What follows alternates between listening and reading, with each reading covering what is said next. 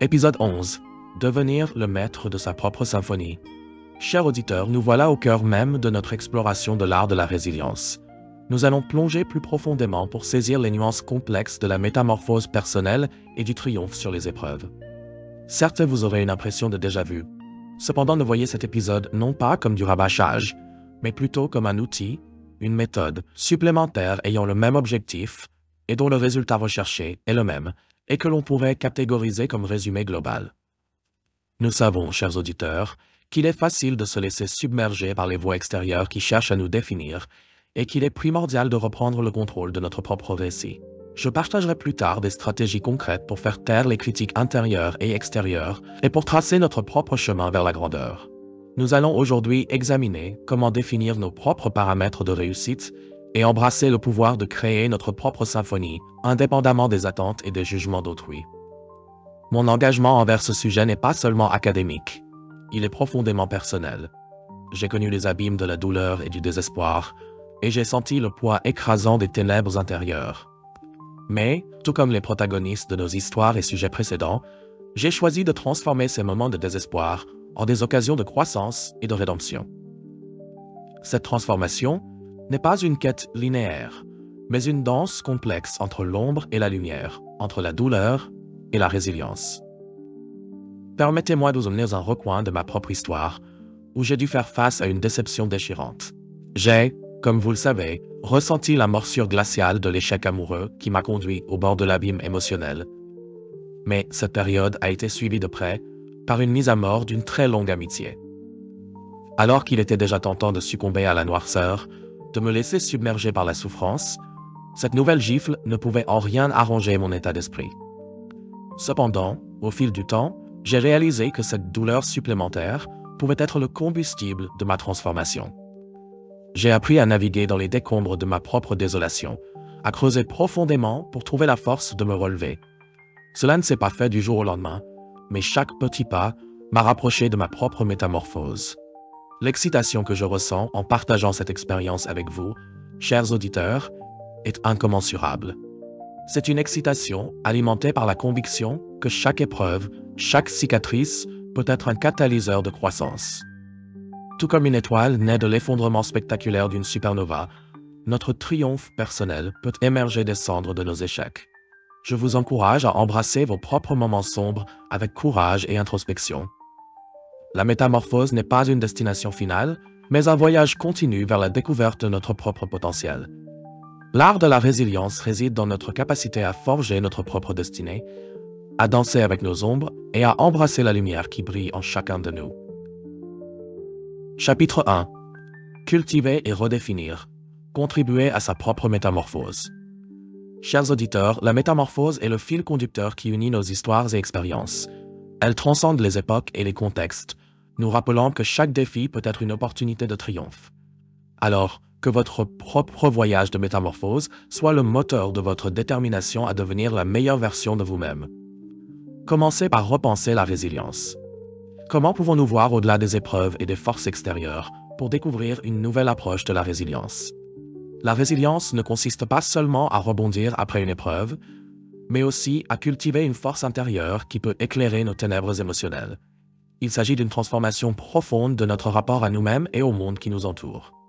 Éclairez vos ténèbres intérieures, fermez les yeux et respirez profondément. Visualisez une lumière douce et chaleureuse qui se répand à travers votre être, éclairant chaque recoin sombre. Sentez-vous enveloppé de cette lumière, ressentant sa force et son apaisement. La manière dont nous percevons les épreuves peut déterminer notre niveau de résilience. Explorer comment changer votre perspective peut vous aider à embrasser la résilience réinventée. En modifiant notre perception des épreuves, nous pouvons transformer l'adversité en opportunité de croissance.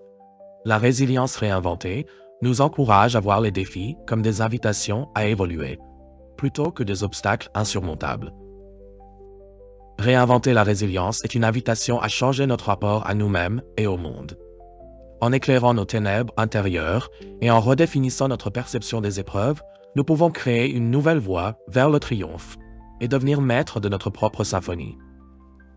Sous un angle singulier, en remettant en question certaines idées préconçues et en offrant une perspective nouvelle et profonde, avec une subtilité qui peut remettre de l'ordre de manière inattendue dans notre symphonie, il est essentiel de considérer l'idée d'une force intérieure. Dans notre quête de triomphe sur l'adversité, nous sommes conditionnés à voir la résilience comme une réaction directe à l'adversité extérieure, comme un combat contre les éléments qui menacent notre bien-être.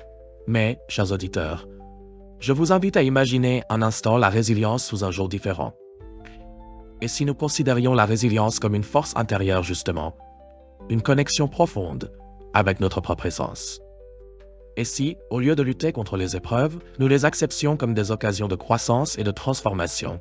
La résilience devient alors un voyage intérieur, une exploration de soi, où chaque défi est une invitation à puiser dans nos ressources intérieures pour créer un triomphe inébranlable.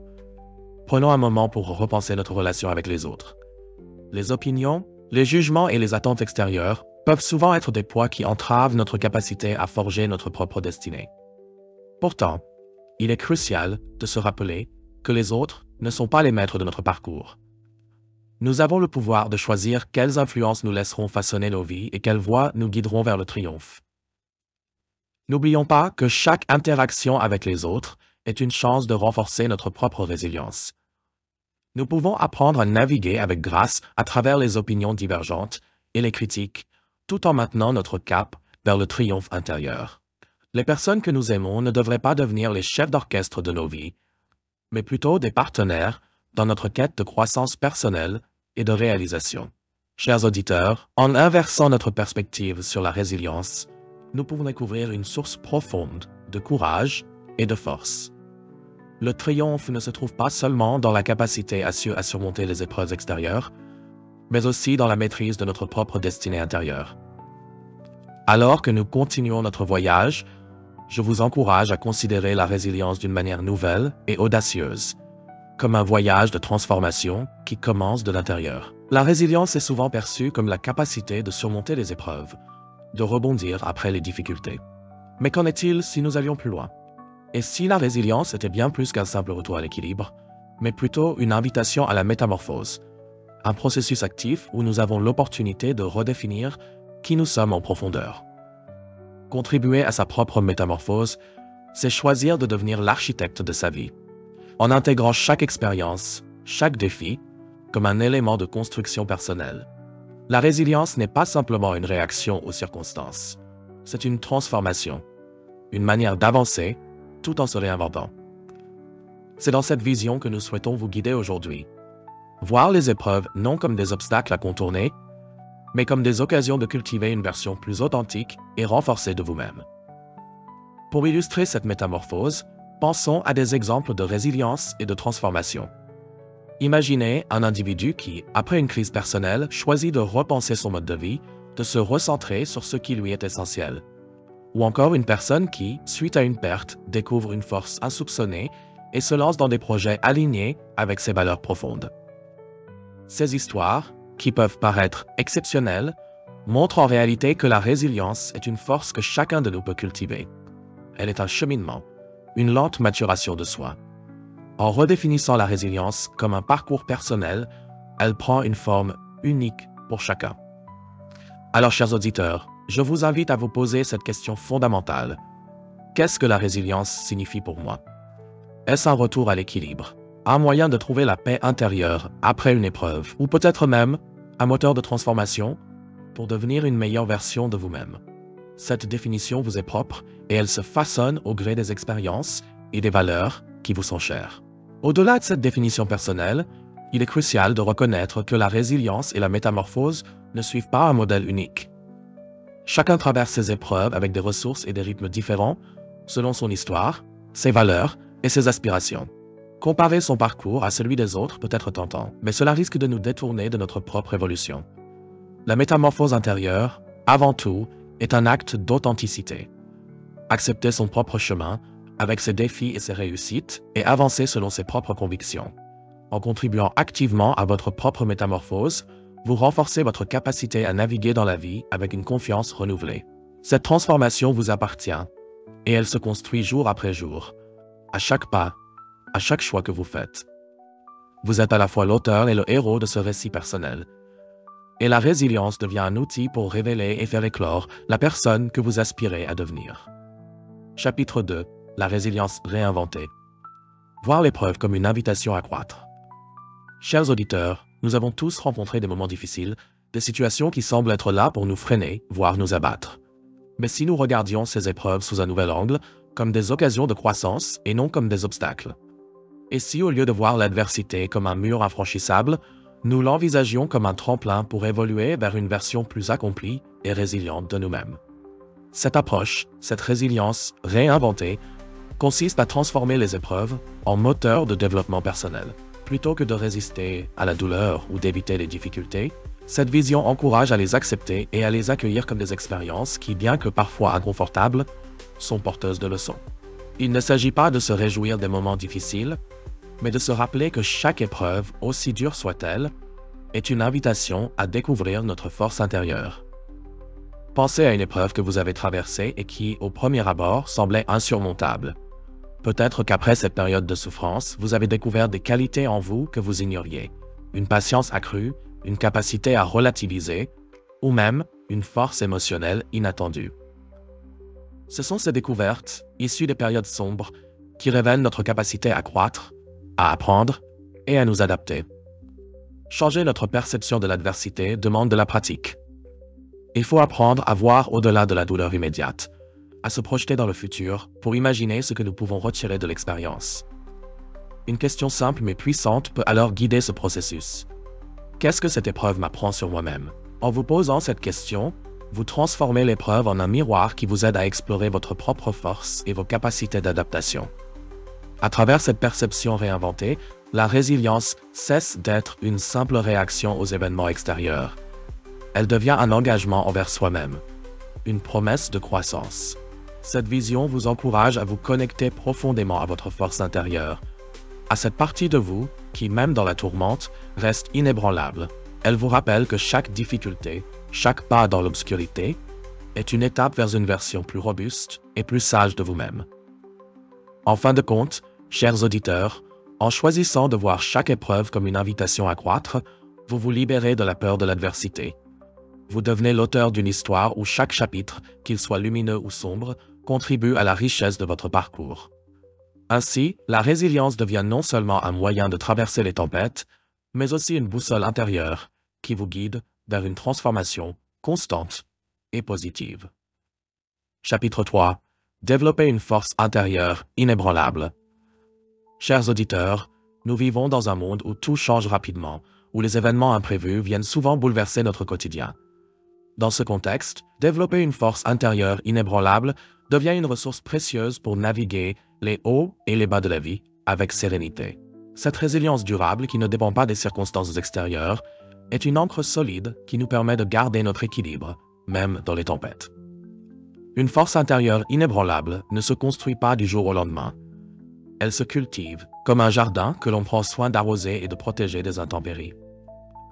Pour cela, l'autoréflexion est une pratique essentielle.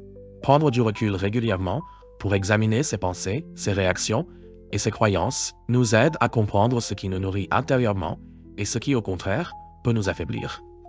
Cette introspection nous donne le pouvoir de mieux nous connaître et de construire des fondations solides qui ne se laissent pas ébranler par les événements externes. L'acceptation des moments difficiles est également au cœur de cette force intérieure.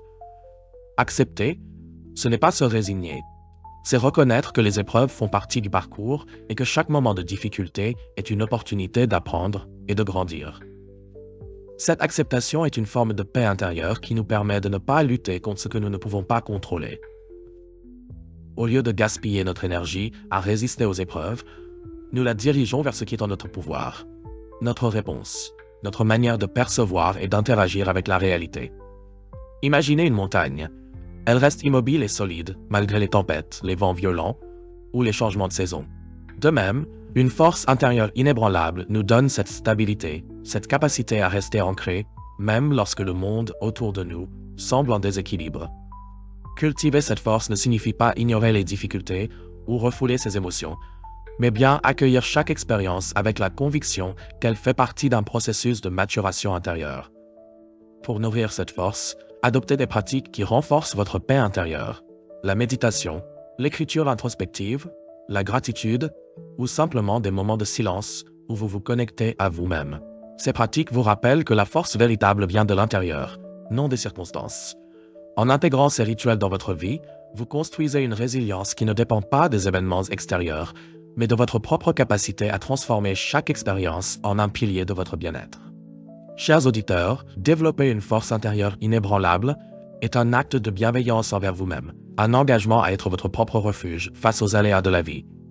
C'est une invitation à avancer avec confiance, en sachant que, quels que soient les défis, vous possédez en vous la stabilité et la sérénité nécessaires pour les surmonter.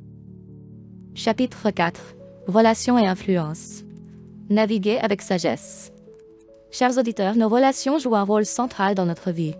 Elles nous apportent du soutien, de la joie, des moments de partage, mais elles peuvent aussi nous influencer profondément, parfois sans que nous en soyons conscients. Les attentes, les opinions et même les jugements de nos proches, qu'il s'agisse de la famille, des amis ou des collègues, peuvent parfois nous pousser à nous écarter de notre propre chemin. Naviguer avec sagesse parmi ces influences est essentiel pour préserver notre authenticité et composer notre propre symphonie. Il est naturel de vouloir l'approbation de ceux que nous aimons, mais il est tout aussi important de se rappeler que notre bien-être dépend de notre capacité à vivre en accord avec nos propres valeurs et aspirations. Lorsque nous laissons les attentes des autres diriger nos choix, nous risquons de nous éloigner de notre propre essence. Cela peut entraîner un sentiment de déséquilibre, de frustration, voire de perte d'identité. Pour renforcer vos convictions, tout en maintenant des relations saines, commencez par vous reconnecter régulièrement à vos propres valeurs. Prenez un moment pour réfléchir à ce qui est essentiel pour vous, aux principes qui guident vos décisions et aux objectifs qui vous tiennent à cœur. Cette clarté intérieure vous donnera la force de rester aligné, même lorsque les autres essaient d'influencer vos choix. En même temps, l'ouverture aux relations constructives est un atout précieux. Il ne s'agit pas de se fermer aux conseils ou de refuser les avis extérieurs, mais d'accueillir les perspectives des autres tout en les filtrant à travers votre propre prisme. Les relations constructives sont celles qui respectent votre liberté de penser et qui vous encouragent à être vous-même. Entourez-vous de personnes qui célèbrent vos réussites, qui vous soutiennent dans vos choix et qui acceptent vos différences sans tenter de les modeler. Dans cette navigation, il est essentiel de cultiver l'art de poser des limites saines. Si certains de vos proches ont tendance à imposer leurs idées ou leurs attentes, n'hésitez pas à affirmer calmement ce qui est important pour vous.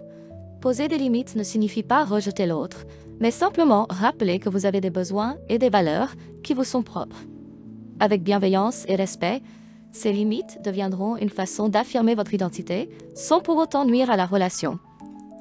Enfin, chers auditeurs, rappelez-vous que naviguer avec sagesse parmi les influences extérieures est un apprentissage constant. Cela demande de l'écoute, de la patience et un engagement envers vous-même. C'est ainsi que vous pourrez composer votre propre symphonie, une mélodie unique et fidèle à qui vous êtes, en harmonie avec les voix constructives qui vous entourent, sans jamais laisser les autres dicter le rythme de votre vie. Chapitre 5. Écrire sa propre partiture. Définir ses paramètres de réussite. Chers auditeurs, dans notre société, la réussite est souvent définie selon des standards précis. Carrière prestigieuse, succès financier, reconnaissance sociale. Mais ces critères, bien qu'ils puissent être valorisants, ne correspondent pas nécessairement à ce qui nous apporte un bonheur durable et authentique. Écrire sa propre partiture, c'est prendre le temps de définir ce que la réussite signifie pour soi, au-delà des attentes sociales, pour devenir le véritable chef d'orchestre de sa vie. Cette démarche commence par une réflexion profonde sur ce qui nous épanouit vraiment.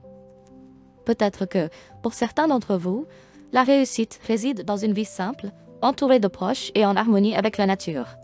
Pour d'autres, elle se trouve dans l'expression artistique, dans le plaisir d'apprendre ou dans le service aux autres.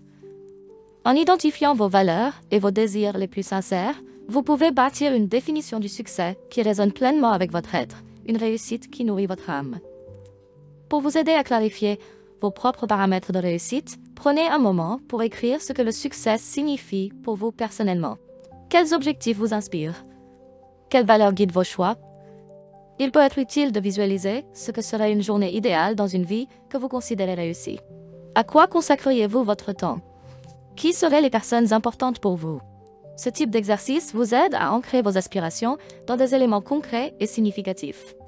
Une fois que vous avez identifié ces paramètres, il devient plus facile de rester fidèle à votre propre vision, même lorsque les pressions extérieures tentent de vous détourner. Cette clarté vous permet de faire des choix en accord avec vos valeurs, plutôt que de poursuivre des objectifs qui ne sont pas les vôtres. Vous devenez le compositeur de votre vie en choisissant les notes, les rythmes et les harmonies qui vous rapprochent de votre définition de la réussite. N'oubliez pas que cette partiture est vivante et qu'elle peut évoluer avec le temps.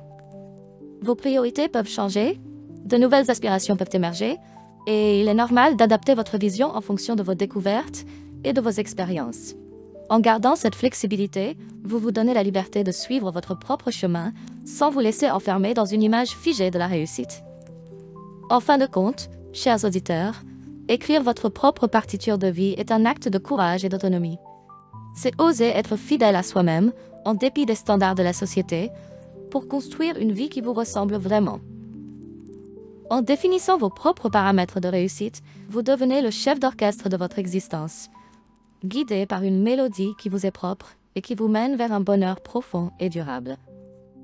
Chapitre 6. L'art de l'acceptation. Transformer l'ombre en lumière. Chers auditeurs, dans la quête de résilience et d'épanouissement personnel, il est facile de penser que tout doit aller bien pour que nous nous sentions accomplis. Pourtant, l'acceptation des moments sombres est une étape essentielle de notre parcours de croissance. Ces périodes d'obscurité, bien qu'inconfortables et parfois douloureuses, sont souvent le terreau de notre plus grande force et de notre plus profonde transformation. Accepter les difficultés et les épreuves, ce n'est pas les minimiser ni les ignorer. C'est les reconnaître comme une partie inévitable de la vie. En intégrant ces expériences à notre parcours, nous leur donnons une place, sans pour autant les laisser nous définir. Cette acceptation devient une forme de libération, un moyen de ne plus résister à la douleur, mais de l'accueillir avec bienveillance, en sachant que chaque épreuve a le potentiel de nous faire grandir. Pensez aux périodes sombres que vous avez déjà traversées. Peut-être que, sur le moment, elles semblaient insurmontables ou inutiles. Pourtant, avec le recul, vous vous apercevez que ces moments vous ont révélé des forces insoupçonnées, de nouvelles perspectives ou une résilience que vous ne soupçonniez pas. En acceptant les défis, en embrassant les aspects moins lumineux de notre parcours, nous libérons notre esprit de la lutte permanente contre ce qui est. Nous transformons notre énergie, que nous utilisions auparavant à résister, en une force constructive qui nourrit notre résilience. L'art de l'acceptation consiste à voir la beauté, même dans les moments difficiles, à comprendre que chaque ombre est une invitation à explorer notre profondeur intérieure. Lorsque nous cessons de lutter contre les aspects inconfortables de notre vie, nous accédons à un espace de paix où la transformation devient possible. Cette acceptation, loin d'être une résignation, est un acte de courage et de lucidité. Une manière de dire « Oui, ces épreuves existent, mais elles font partie de mon parcours et je choisis d'en faire un tremplin vers la lumière. » Pour cultiver cette acceptation, essayez de pratiquer la gratitude, même dans l'adversité. Chaque fois que vous êtes confronté à une épreuve, demandez-vous « Qu'est-ce que cette expérience m'apprend? Comment puis-je en faire une opportunité de croissance ?» En adoptant cette perspective, vous vous donnez la possibilité de transformer chaque difficulté en un élément de votre propre construction. Chers auditeurs, l'acceptation est une clé pour transformer l'ombre en lumière, pour tirer de chaque épreuve une leçon qui renforce notre résilience et notre sagesse. En embrassant les difficultés comme des étapes de notre parcours, nous nous libérons de la souffrance inutile et ouvrons la voie à une transformation profonde et durable.